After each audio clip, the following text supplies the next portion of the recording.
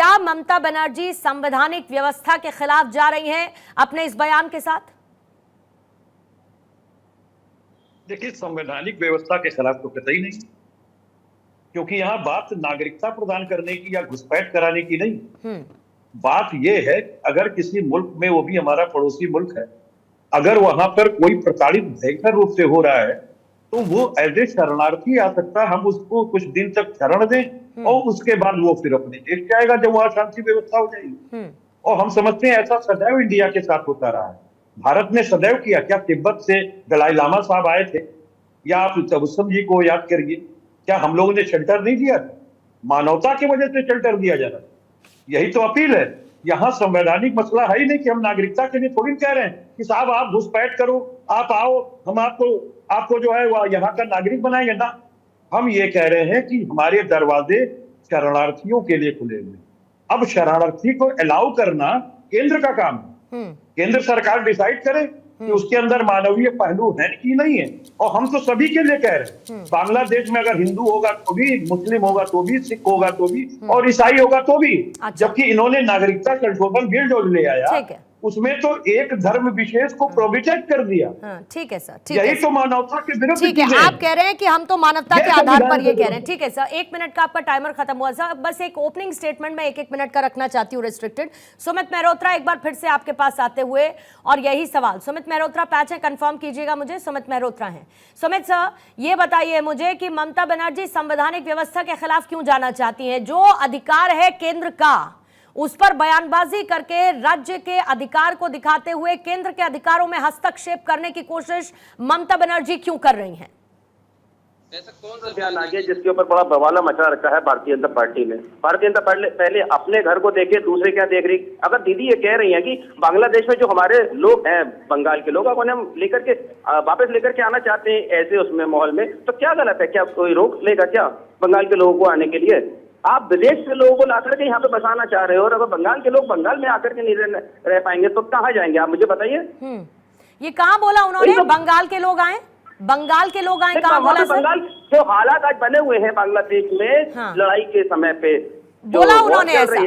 बोला उन्होंने ऐसा स्टेटमेंट में? उसमें है क्या बोला उन्होंने? पूरा जरा स्टेटमेंट बताइए। उन्हें हम वापस लेकर के आएंगे। स्टेटमेंट बताइए उन्होंने पूरा क्या बोला। देखिए, मीडिया जिस तरीके से तोड़ मरोड़ करके, आप बता दीजिए ना सर, आप नेता हैं टीएमसी के, आपसे पूछ रही हूँ। अभी भी आप चैनल पर ही बैठे हैं ना, बताइए स्टेटमेंट बताइए ममता बनर्जी का। स्टेटमेंट बताइए ममता बनर्जी का जिसमें उन्होंने कहा कि बंगाल के लोगों को हम वापस बुलाना चाहते हैं। बंगाल के लोगों के लिए बात हो रही है पूर्णिमा जी। कैसे हो रही है? कैसे समझा जाए कि बंगाल के लोगों के लिए बात हो रही है? फिर वही, अगर आप मुझे बताइए क्या बंगाल के लोग नहीं आ सकते हैं क्या? अरे मैं आपसे ये पूछ रही हूँ कि उन्होंने कब कहा कि बंगाल के लोग आए? क्या उसमें ये बताइए कि रोहिंग्या लोगों उन्होंने कब कहा कि बंगाल के लोग आए? ये तो पहली बार। अरे अगर आपको ज्यादा ही लगता है तो भाजपा वो कराए ना जांच उसकी कि कौन लोग आना चाह रहे हैं। अरे भाजपा तो जांच कराएगी, केंद्र करती ना। फिर केंद्र ने आज तक, केंद्र ने अभी तक जो बांग्लादेश में स्थिति बनी हुई है उस पर कोई टिप्पणी की क्या? ये बताइए मुझे, भारत सरकार ने की क्या? भारत सरकार तो देखिए, भारत सरकार का कभी क्या है, वहाँ पे जाते हैं, केक खाते हैं, सारे काम करते हैं। अरे सुमित मेहरोत्रा, मेरा सीधा सवाल क्या है, आप मुझे अधिकारों की बात करिए, इधर उधर मेरे को मत घुमाइए। आप केक खाते हैं कि समोसा खाते हैं कि इडली खाते हैं कि चटनी खाते हैं, मुझे ये सब मत बताइए। मैं आपसे पूछ रही हूँ कि ममता बनर्जी ने क्या ये कहा कि हम बंगाल के लोगों को वापस लेना चाहते हैं? मुझे हाँ या ना में जवाब दीजिए। बंगाल के लोगों की बात, हाँ या ना में जवाब दीजिए। अगर हिंसाग्रस्त बांग्लादेश के लोग, सुनिएगा पूरी बात सुनिए सुमित, अगर हिंसाग्रस्त बांग्लादेश के लोग पश्चिम बंगाल के दरवाजे खटखटाएंगे तो हम उन्हें शरण देंगे। संयुक्त राष्ट्र का एक प्रस्ताव है जिसमें पड़ोसी शरणार्थियों का सम्मान करने की बात कही गई है। सुना अब आपने सुना मेरी बात को सुमित मेहरोत्रा? इसमें लिखा है बंगाल के लोग।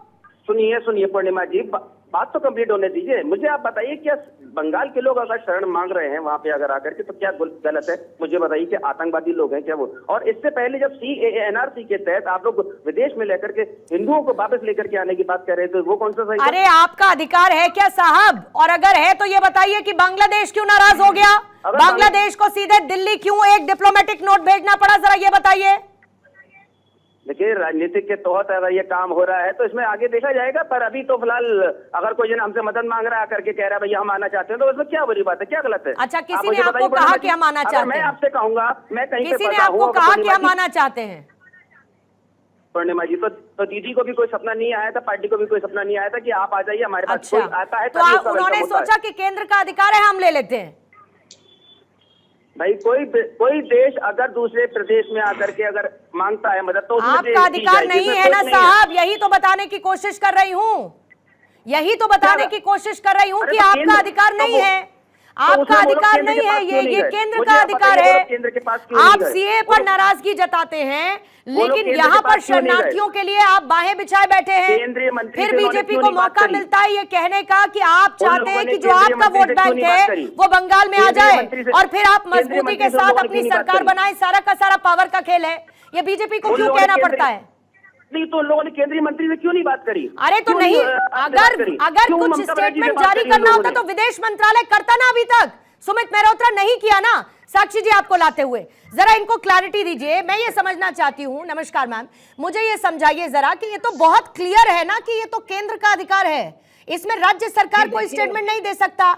यूनाइटेड नेशंस जिसका जिक्र कर रही हैं इस वक्त ममता बनर्जी अपने बयान में, उसमें तो भारत सिग्नेटरी अथॉरिटी भी नहीं है, मानने के लिए बाध्य भी नहीं है जिसकी बात वो कर रही हैं। देखिए, ममता बनर्जी जब से मुख्यमंत्री बनी है वो किसी भी दिन फेडरल इंफ्रास्ट्रक्चर पर विश्वास ही नहीं करती है।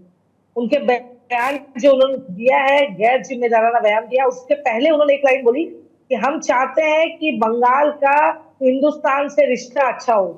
माने बंगाल को हिंदुस्तान का अंग नहीं मानती है, वो बोलती है बंगाल का हिंदुस्तान से संपर्क अच्छा हो, हम ये सोचते हैं।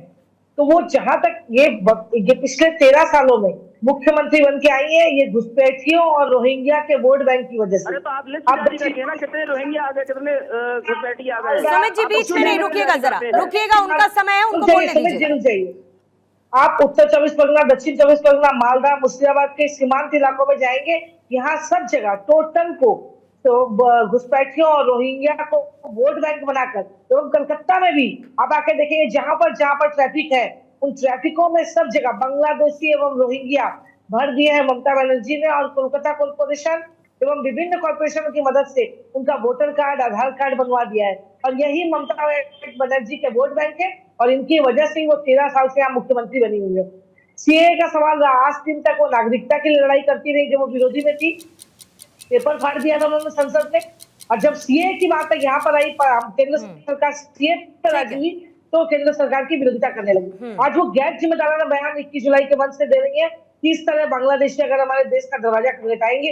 आज पश्चिम बंगाल विभाजन हुआ था, यहाँ से बांग्लादेश नहीं, पर वो तो ये कह रहे हैं ना कि मानवीय आधार पर वो ये बात कह रहे हैं, बंगाल के लोगों के लिए ये बात कह रहे हैं, मानवीय आधार बंगाल के लोग जो वहां फंसे हुए हैं, ये बात वो उनके लिए कह रहे हैं। साक्षी जी ये कह रही है टीएमसी। नहीं, उनको ये बात कहनी चाहिए थी कि मानवीय आधार पर अगर कोई ममता बनर्जी के पास आता है या पश्चिम बंगाल सरकार का दरवाजा खटखटाता है तो मैं केंद्र से बात करूंगी, क्योंकि ये केंद्र का विषय है, ये आंतरिक सुरक्षा केंद्र का विषय है। वो बंगाल को एक छोटा राज्य बनाकर और उसमें अपने आप को प्रधानमंत्री की घोषणा करना चाहती है। पिछले चुनाव में उन लोगों को, बहुत लोगों ने गैस देकर उनको प्रधानमंत्री का वो कर दिया था, हवा दे दी थी, लेकिन प्रधानमंत्री बन नहीं पाए। और 99 के फेज में अटकी हुई कांग्रेस पार्टी और समाजवादी पार्टी अभी उनको हवा देके बना रही कि आप ही यहाँ के प्रधानमंत्री हैं। लोगों का घमंड अभी नहीं टूटा है, टूटेगा। जनता ने आपको आईना दिखाने का काम करा है, अयोध्या से आपको दिखाने का काम करा है, पूरी तरह से बद्रीनाथ से आपको आईना दिखाने का काम करा है। आप लोग करते रहिए सुबह से शाम तक, हिंदू मुसलमान करते रहिए, हिंदू मुसलमान के आधार पर हिंदू मुसलमान करते रहिए। रोजगार के ऊपर कभी बात मत करिएगा, महंगाई के ऊपर कभी बात मत करिएगा। हिंदू मुसलमान करिए। अयोध्या हरा दिया आपको, अयोध्या से वापस कर दिया आपको, बद्रीनाथ से वापस कर दिया। अयोध्या जैसी सीट प्रभु श्री राम ने आपको नकार दिया, प्रभु श्री राम ने आपको नकारा है, प्रभु श्री राम के लोगों ने नकारा है आपको। प्रभु श्री राम, अरे प्रभु श्री राम को जिस तरीके से प्रभु श्री राम का नाम लेकर के आप लोगों ने काम करा था, प्रभु श्री राम के लोगों ने आपको नकारा है।